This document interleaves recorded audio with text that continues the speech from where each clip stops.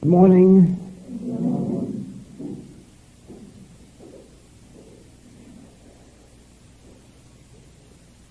Beautiful Easter Sunday on Maui. We can't talk about the weather here because it's always the same. It's always perfect. But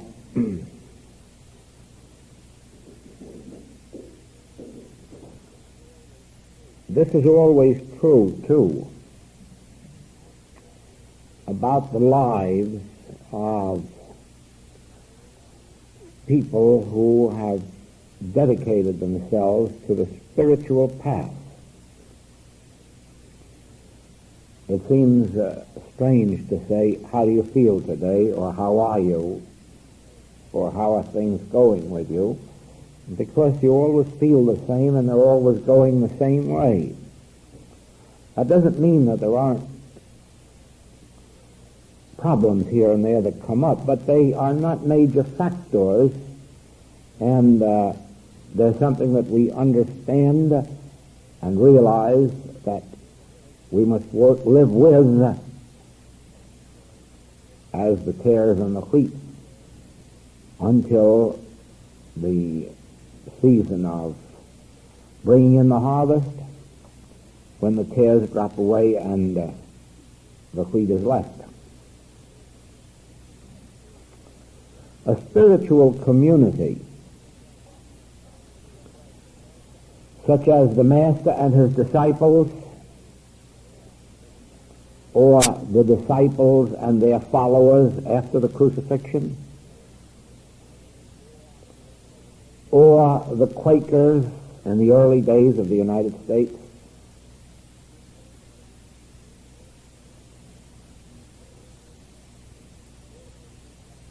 or the Christian Scientists in the early days of that movement when they were a small community.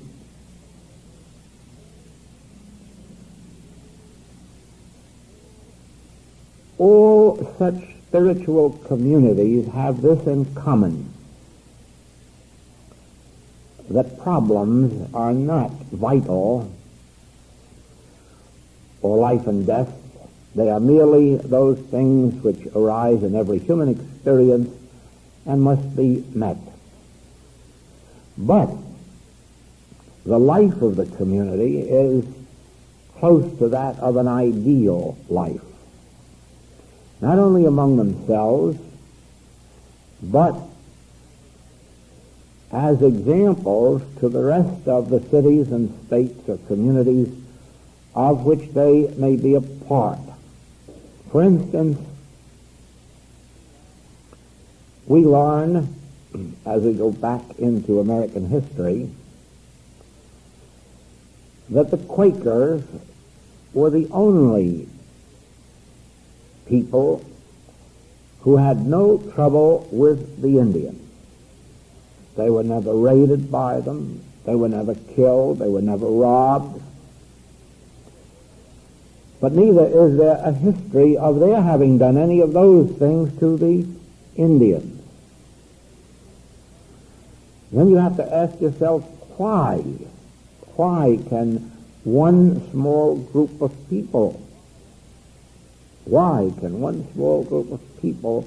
be so set apart by the community, or in a community, as to be favored even by what we lightly call savages? And of course the answer is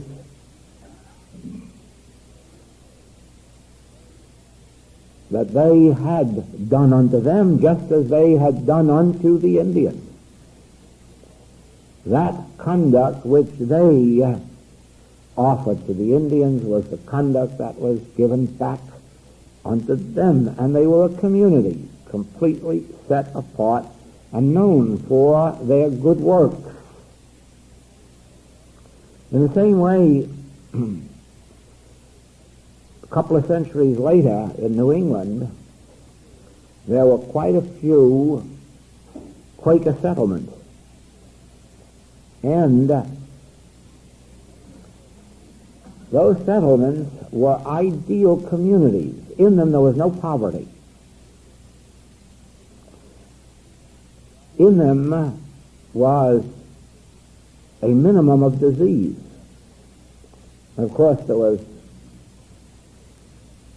negligible amount of sin. It was the most rare occasion for a Quaker to be in any kind of difficulty with his neighbors because of erroneous conduct.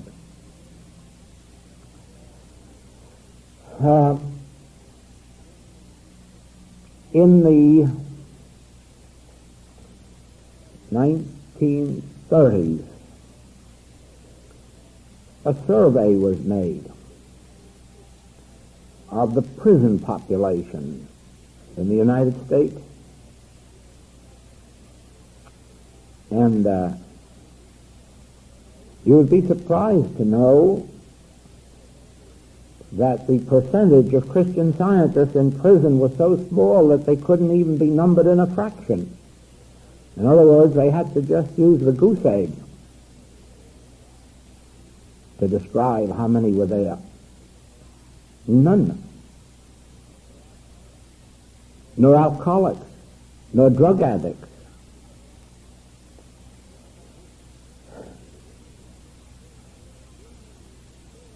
In the spiritual communities, oh yes, in the 1930s also, at the beginning of the Depression, every Christian Science church did what all others did. They started relief funds and collected food and clothing and money to use for their members who had been hit by the Depression. But do you know that within 6 months these all had to be disbanded?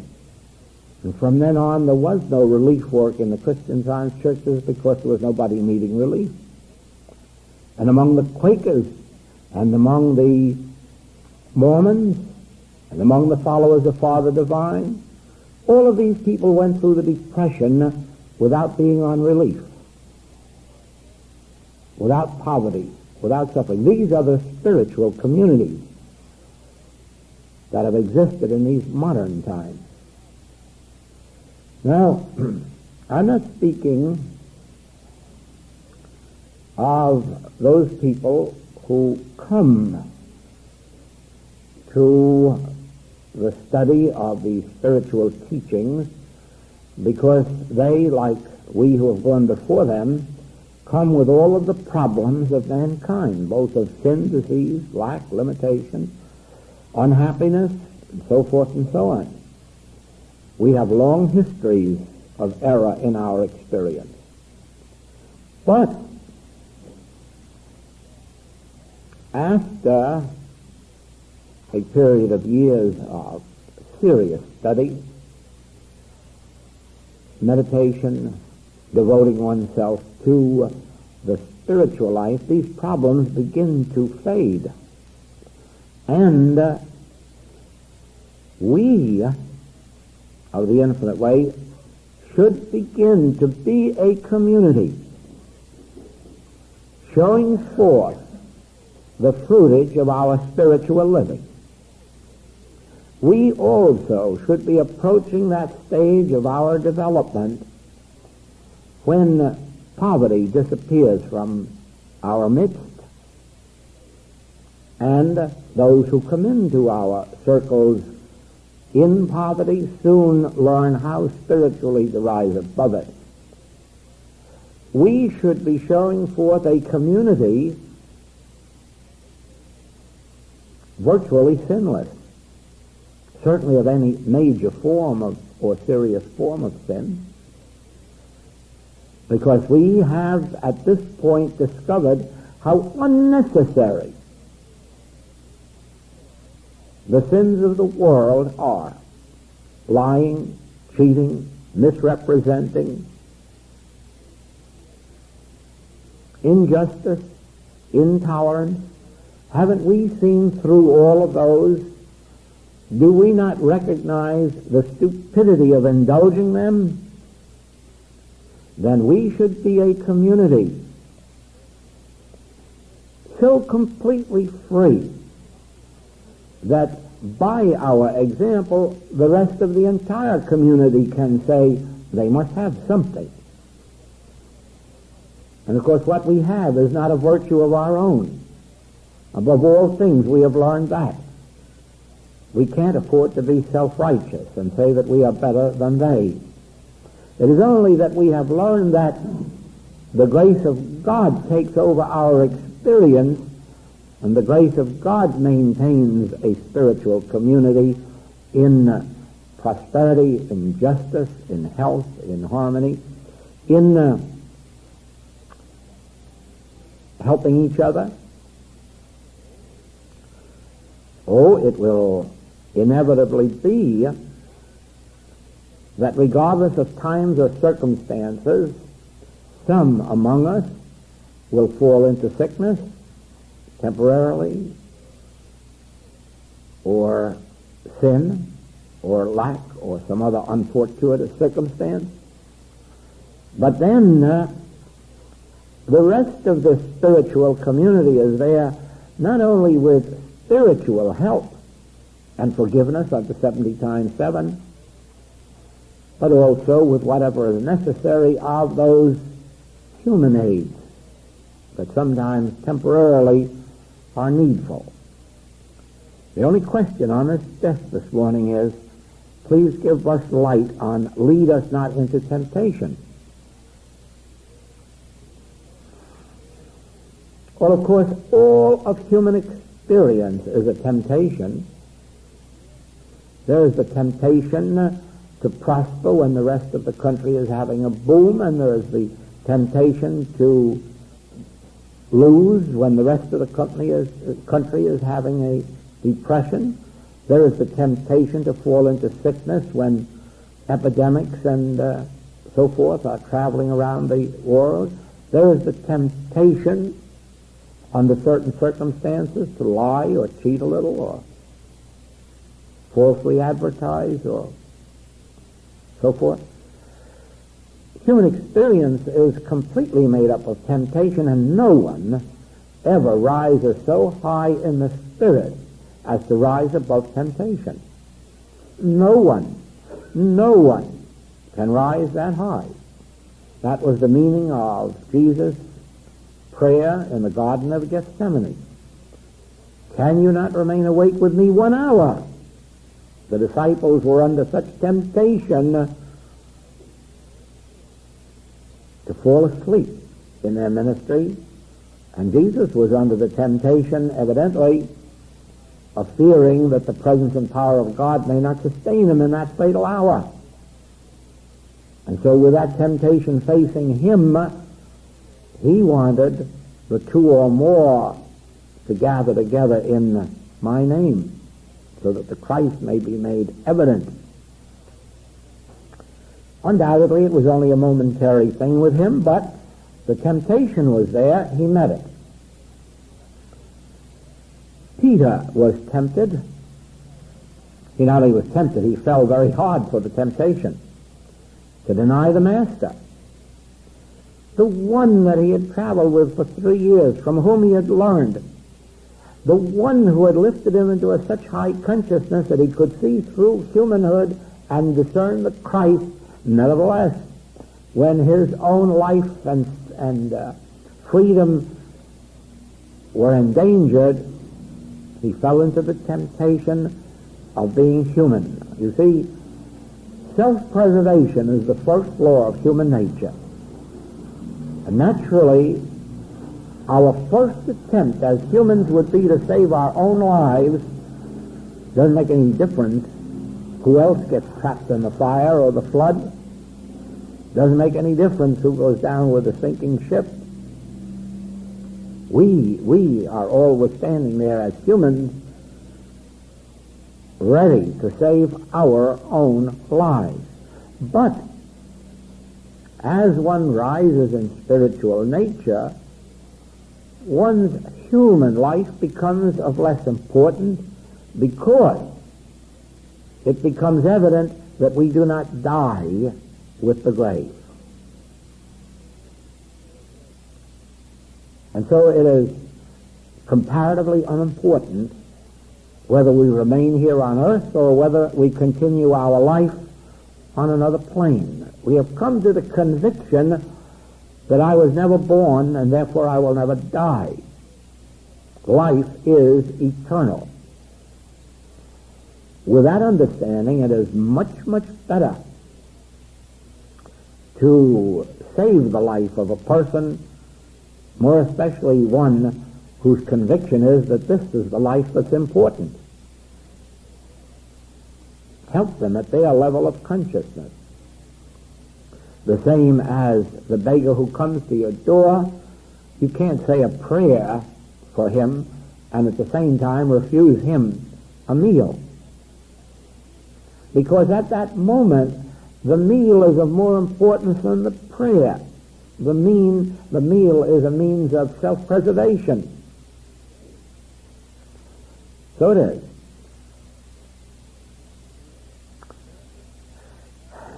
There is never a moment when we are not being tempted.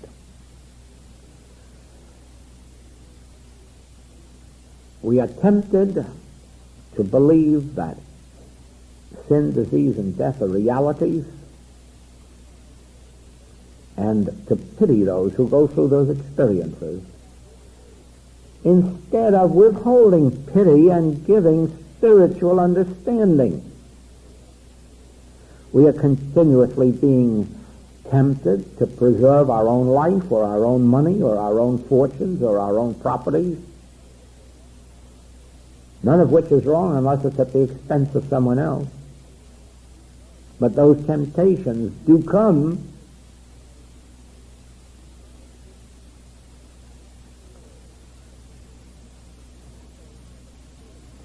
Members of a spiritual community learn to meet these temptations, and if temptation gets too strong for one, that one learns to confide in someone else on that same path of that same community and ask for help. Just the same as if one of us were sick, we would confide it to another one on this path and say, give me help. We would not think it wrong at all.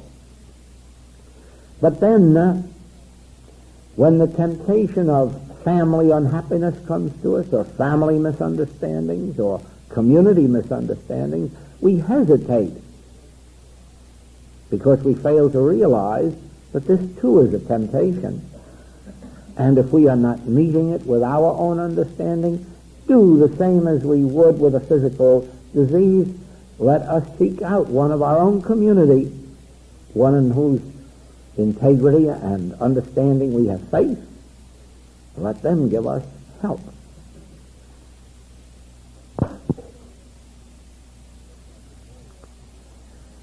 And so it is that we learn first that our experience is an individual one. We ourselves must devote the hours to study, to meditation, to self-improvement. And even though we meet with others, the demonstration is still an individual one. It is we who are lifting ourselves, even though we may get some help by meeting with others.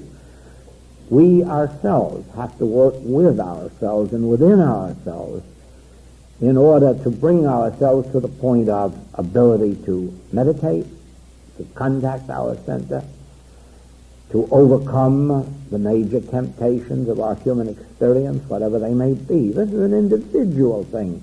But just remember that if each one of us is individually working with ourselves to this end, that in a very short time we are a community of people who have attained some measure. Although each one may have attained it for himself, we are now a community of those who have attained. By helping and continuing to help those of our community, our spiritual community, who fall into temptation physically, mentally, morally, financially, we continue to unfold and to develop and to deepen and to ripen until we too bear fruit richly. Now, looking at ourselves, we now find not a student spiritually developed, but a community spiritually developed. And then we find that the nature of our individual prayer and meditation work helps to lift the entire community, so that in time of infection or contagion,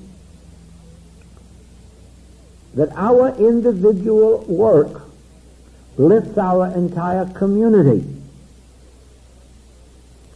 Not that the responsibility is on the shoulder of one person to do it for all, although it sometimes works out that way, that a few dedicated souls do make the whole demonstration for the whole community, but it should not be so.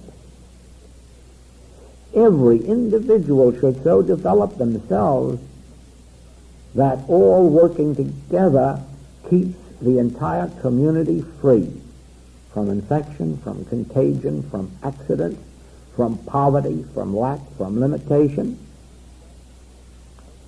And ultimately you find, or should find, and must find, that same experience, that if there are savages on the island, they will not eat you. Because, first of all, you have borne no ill will to them, and you have reaped in kind. In the same way that if sin or disease races across the island, it shall not come nigh thy dwelling place, the dwelling place of this spiritual community. And so it is that times of depression come, or inflation, or whatever name it may have when it comes. And then too it should be said, temporarily, the first few months, some of us get hit and have to make adjustments, but then our united consciousness of God's presence soon lifts up those who have fallen by the wayside. And lo and behold, they are in other employment or self-employment or one or another ways have come to freedom from the temptation of that particular era.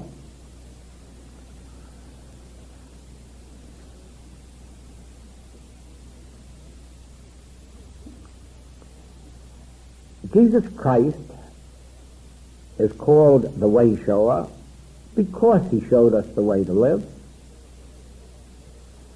He showed us the way to live and the way to die, and the way to rise up again. The disciples, in some measure, exemplified that living and that dying. In a measure, they exemplified a community of spiritual people. They had their problems, many of them. James, known as the brother of Jesus, never did become reconciled to the ways of the other disciples, and always held himself aloof and in complete disagreement with almost everything the disciples did. Mainly because James was the brother of a Hebrew rabbi, and he looked with disapproval on teaching this wonderful message to the Gentiles, who weren't, of course, good enough for this message. Only we Hebrews were good enough for it. And so James never did come into an agreement that there should be missionary work. In the same way, for a while, Peter was bitten by that same bug. And he didn't approve of going out to the Gentiles until he had that vision. That vision in which the pig was lowered in a sheet, and he was told to kill it and eat it. And of course, Peter was a good Jew. He wouldn't eat pig meat. And he called it filthy. But 3 times he was offered that food. Each time he refused, until the voice spoke to him and said, call nothing filthy that God hath made. And through that he learned his lesson, and when a few days later the Gentile, the centurion, Cornelius,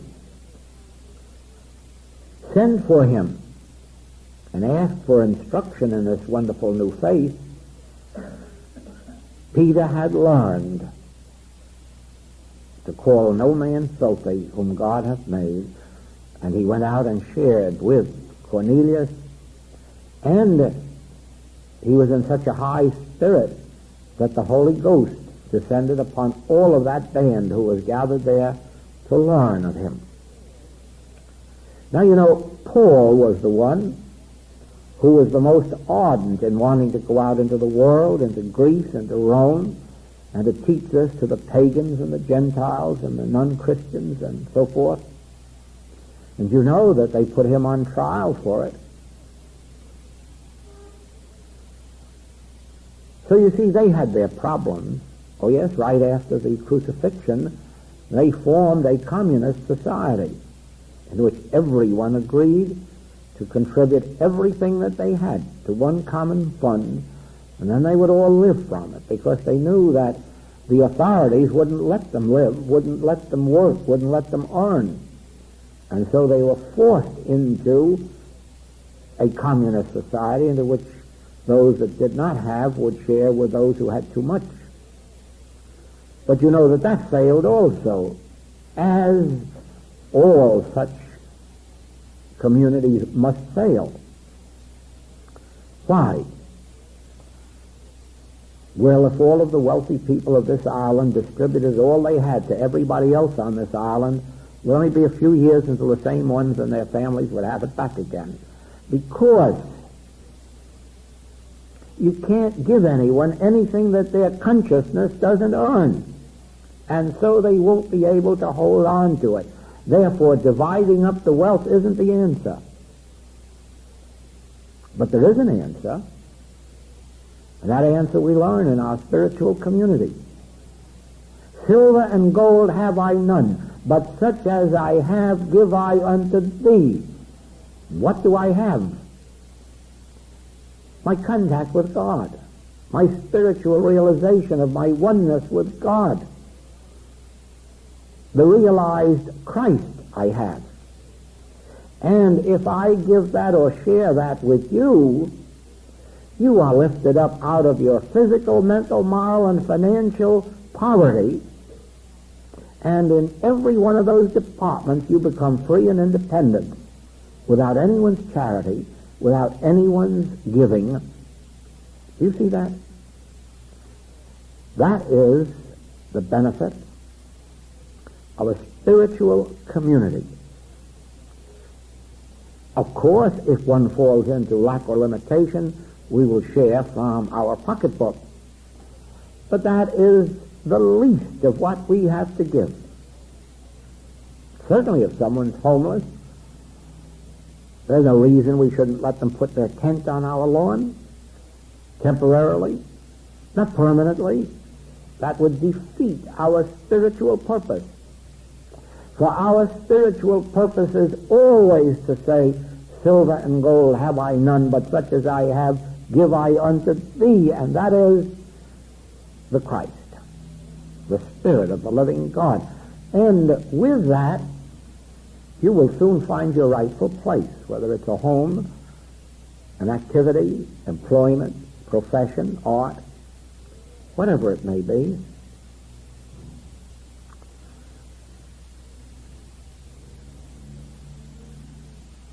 In a spiritual community, none of the evils of this world can remain, at least in any depth or degree. Minor, yes.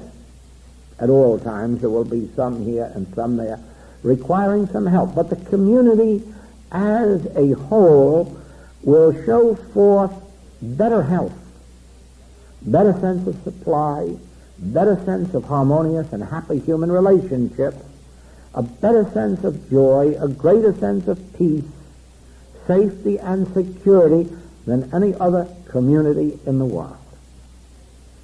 Why? Because we are enveloped in that consciousness, in which we learn that if you live and move and have your being, none of these evils will come nigh thy dwelling place.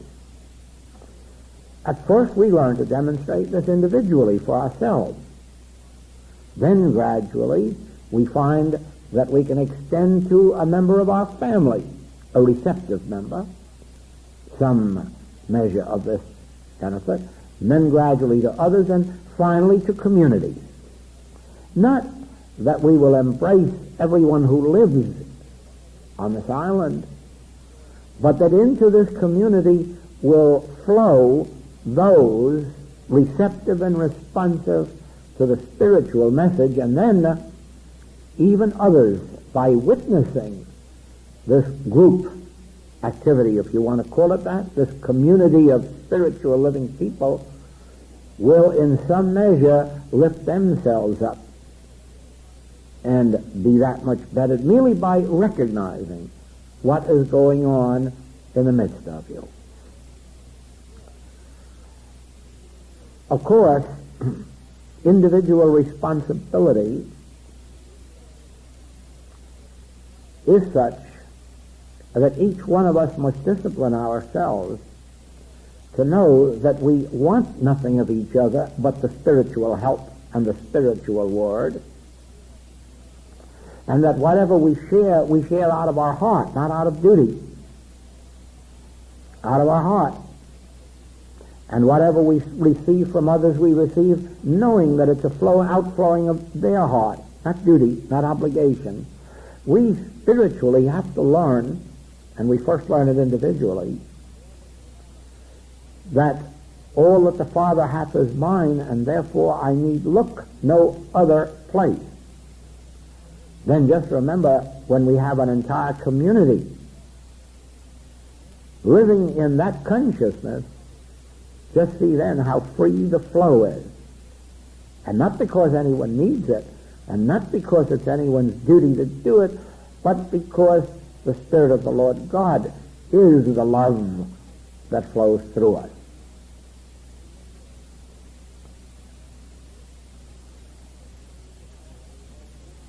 At this stage of our unfoldment, we must show, not exhibit to the world, but show forth in our own demonstration, that we need not use the weapons of this world. Now remember, they have only the arm of flesh, that is, temporal weapons. And when Hezekiah said that, he meant that temporal weapons are not power. For we have the Lord God Almighty. And as we are taught in the Bhagavad Gita, sword cannot pierce the spirit which I am. Flames cannot burn the spirit which I am. Nothing external to me can quench the life that I am.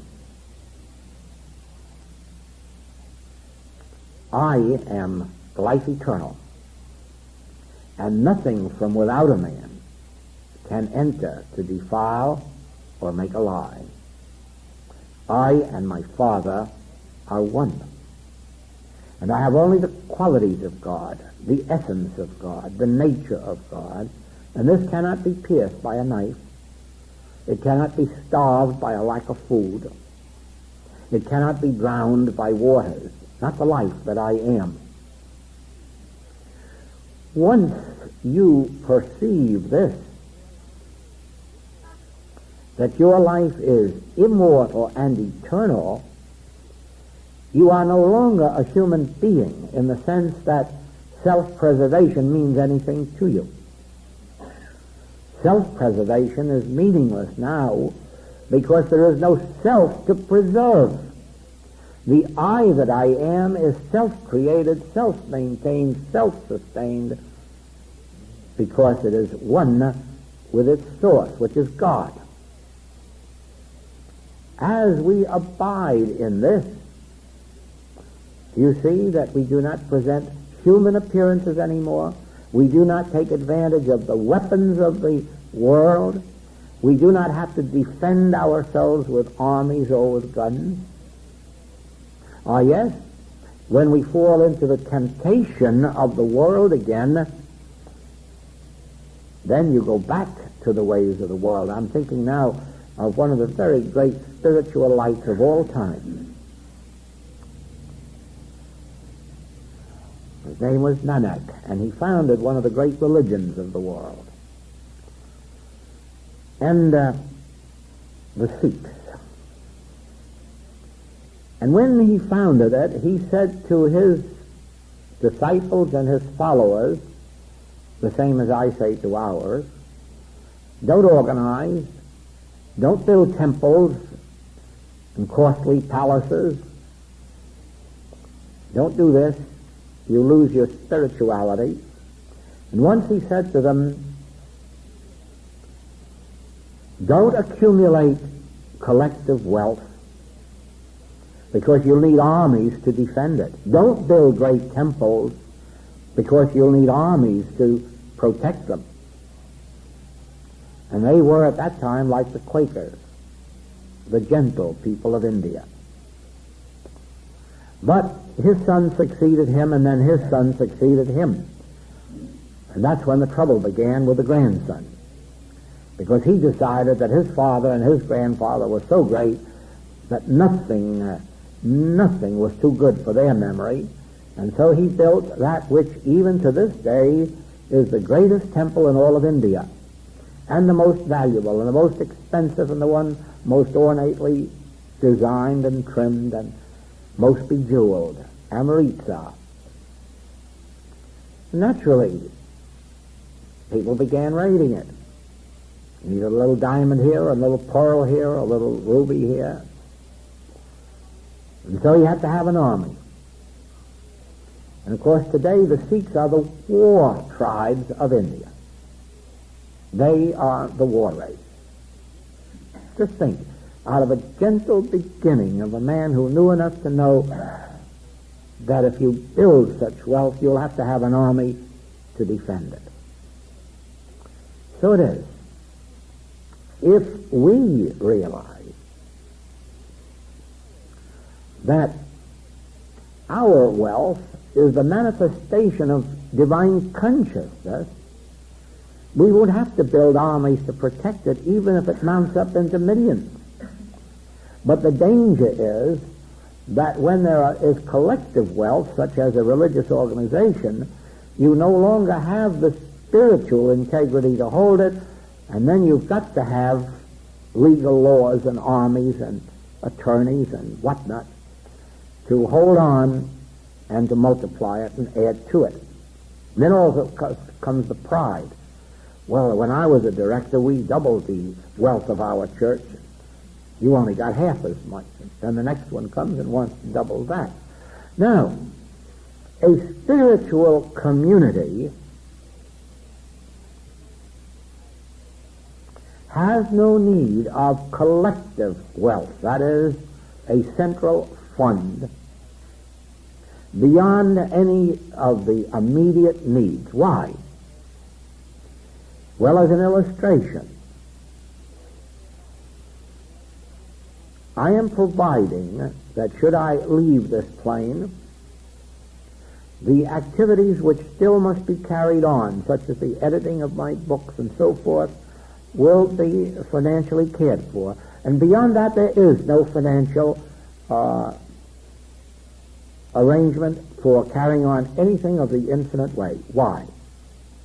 Because every individual who becomes a part of the infinite way must demonstrate through their own consciousness for themselves, and if there is a collective group, for that collective group, but not beyond. Do you see that? This is a teaching in which a spiritual community develops individual spiritual consciousness as well as the collective that provides for the day thereof. We go back to the Hebrews again. Do not lay up treasure where moth and rust doth corrupt, or where you have to provide so that somebody else doesn't have to develop their state of consciousness. No, our spiritual community will be made up of people who have demonstrated the consciousness of the presence of God, and out of that draws all of the wealth necessary for their immediate needs, and teaches all future generations, one generation at a time, to go and do likewise or disappear off the face of the earth, whichever you'd like. So, our spiritual community should need no watchmen. We should need no directors to make a book of rules or laws, for each one should be governed by the Spirit of God, and wherever anyone fails, there should be others of sufficient spiritual awareness to correct them and help them back on the path. Without a book of rules, without excommunication,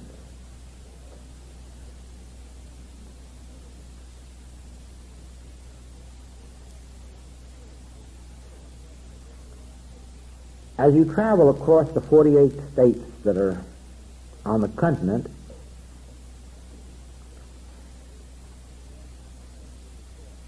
you can't help drawing comparisons with Europe, where every couple of 100 miles you come to a new border with new guards and new customs men and new collectors and new armies. And you see that a nation 3,000 miles wide and 1,500 miles long, or 3,000 miles long and 1,500 miles wide, can live without borders, without policemen at borders, and without customs men at borders. And then, as you travel Canada, you find that two nations can live together without soldiers at the borders. Well, surely it cannot take much imagination to say, well, then so could all of Europe do that. If only there was the same degree of enlightenment over there on these points that there is here. They may paint better pictures and they may do a little better sculpturing, and they may have a little lead on us on art, but they're far behind us in human relationships. Otherwise their borders would disappear, as eventually all borders will disappear from off the face of the globe. That doesn't mean we won't each be a community. Each state will be a full and complete sovereignty. They may each have their own flag, their own flower, and their own song, and their own name. Yet they will be a complete part of a whole. So it's eventually going to be with the world. Each nation will have a flag and a song and a flower and a name. But there will be one flag that will be raised above each one of these separate flags. And that flag will undoubtedly be the flag of whatever name the United Nations may have at that time, or whatever form it assumes, a confederation of nations. Each will be independent, yet each will be interdependent. So, a spiritual community has to set that example. Each one of us must be individual and independent, and yet each one of us must form the whole brotherhood.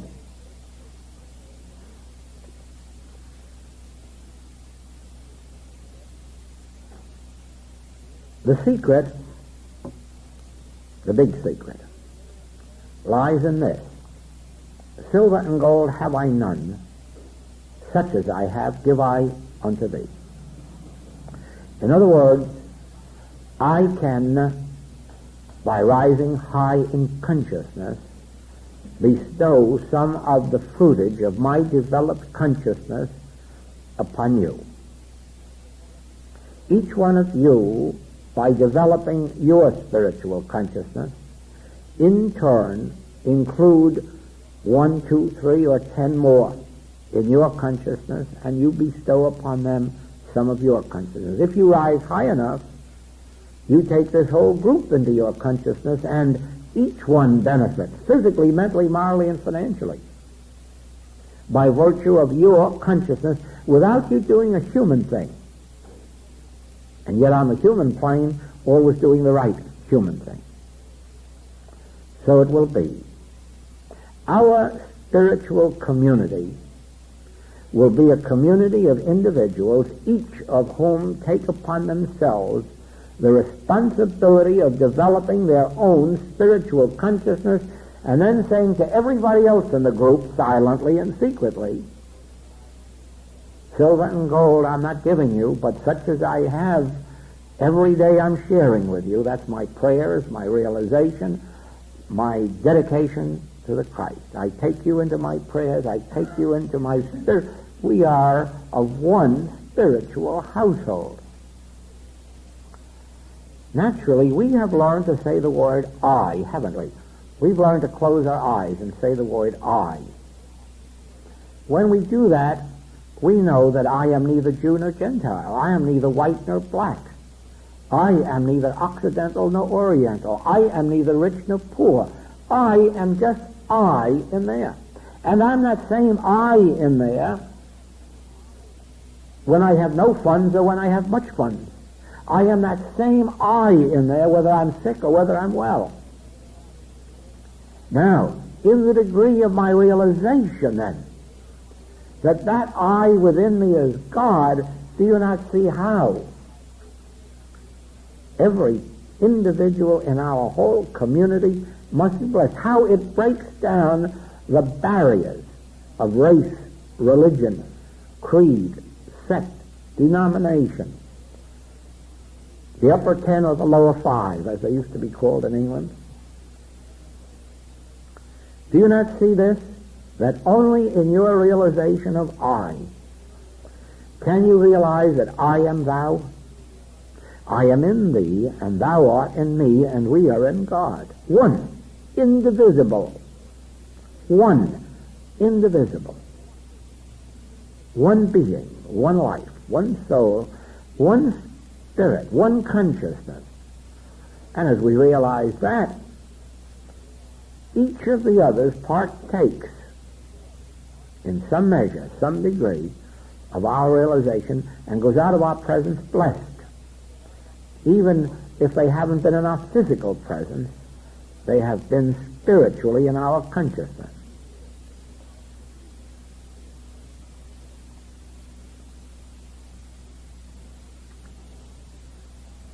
By virtue of our spiritual development, then, let us take upon ourselves the responsibility of showing forth to the world that we are a spiritual community and that we harbor no hate, no animosity, no jealousies, individually or collectively, among ourselves or out into the world, that we each day set everyone free in Christ, and realizing that we stand alone in Christ, and I can do all things through Christ.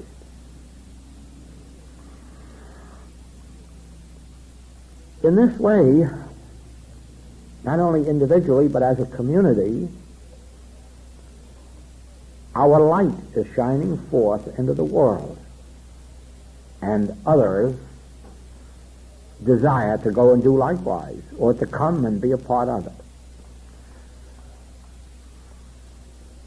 We are not necessarily asking anyone to join us.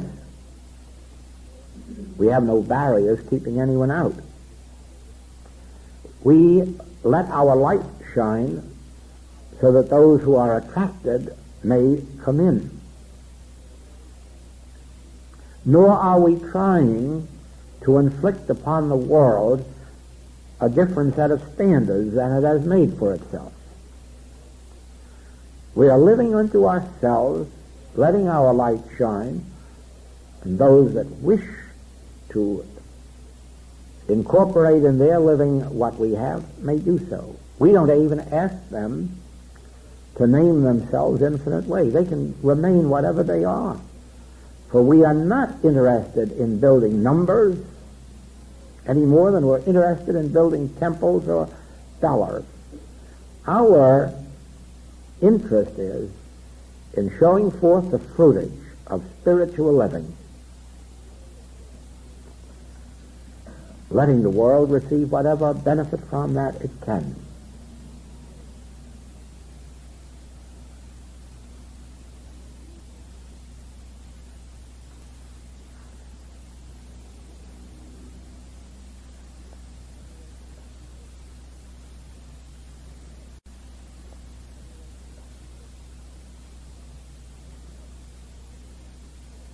One word of caution I have.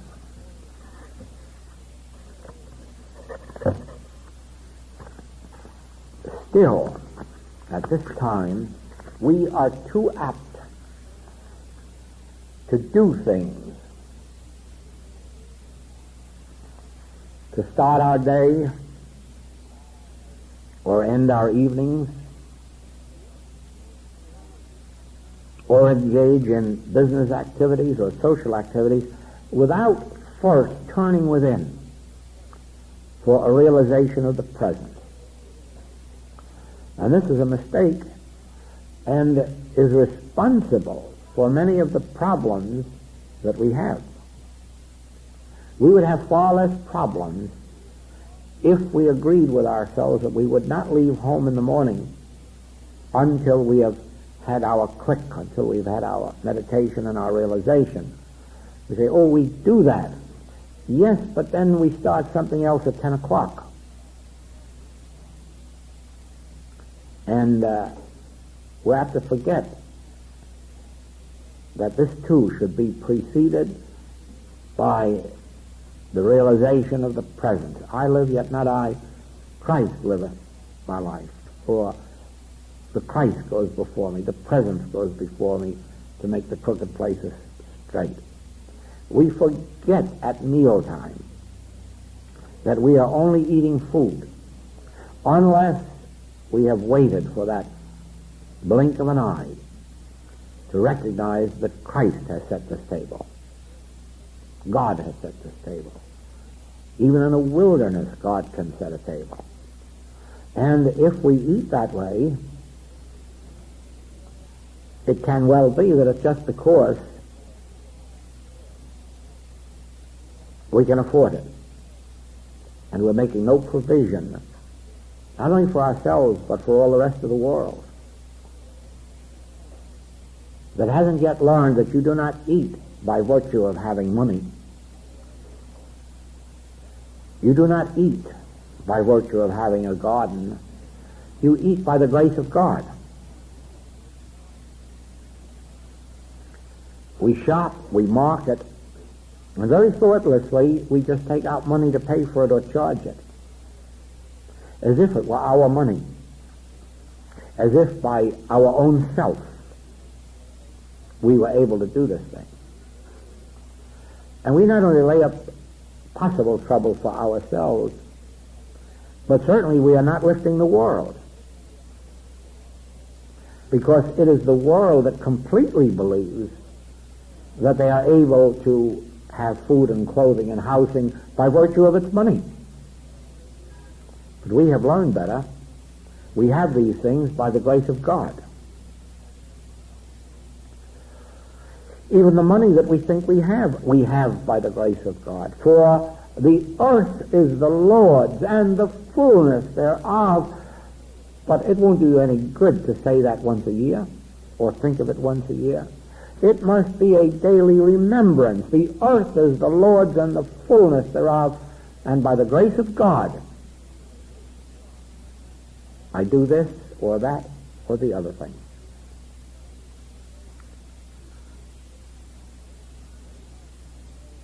All of this, you see, constitutes the spiritual community, the group that is not living by bread alone, but by every word that proceedeth out of the mouth of God. A spiritual community is one that is not living by its affluence, but by the grace of God. A spiritual community is not one that is living in good health because it's a healthy climate, but living in good health because it's the grace of God. A spiritual community, when it reaches 50 and 60 and 70, doesn't start dreading the grave or old age or decrepitude, because it realizes the harmony of my being is not because of my years or lack of them. The harmony of my being is by virtue of the grace of God. And I live by the grace of God and under the grace of God. I live and move and have my being because the grace of God has made it so. And living in this atmosphere is dwelling in the secret place of the Most High. It is abiding in the Word and letting the Word abide in you, and you must bear fruit richly. And then you are a spiritual community showing forth spiritual fruitage to those who will see. Why then must you keep it so sacred and so secret? Because the very good that you show forth arouses in the unillumined human mind antagonism, envy, jealousy, and hate. That was why Jesus and his community were hated. That is why the disciples and their communities were hated and persecuted. They showed forth too much good. And never forget this. As Jesus said, they persecuted me before they persecuted you, and so I will say to you, they'll persecute you in your time, unless you too are wise. Don't boast. Don't brag. Don't show forth self-righteousness. Keep everything sacred by keeping it secret and letting it be shouted from the housetops, and then sharing it, not by throwing your pearls before swine, but by keeping it locked up within yourself until you meet those receptive and responsive, and then share with them. Thank you, huh?